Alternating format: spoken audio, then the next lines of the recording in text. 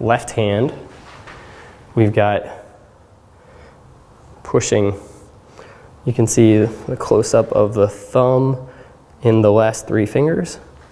You can see it really bend the shaft there, as opposed to if it's narrow like that, it doesn't really bend too well.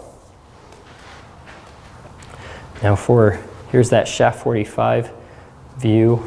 I'll get even closer. Here's that shaft 45 view.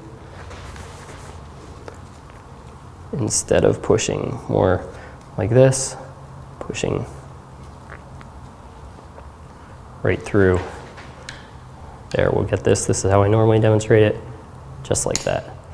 So just like that, where this is pushing and twisting in order to bend the shaft.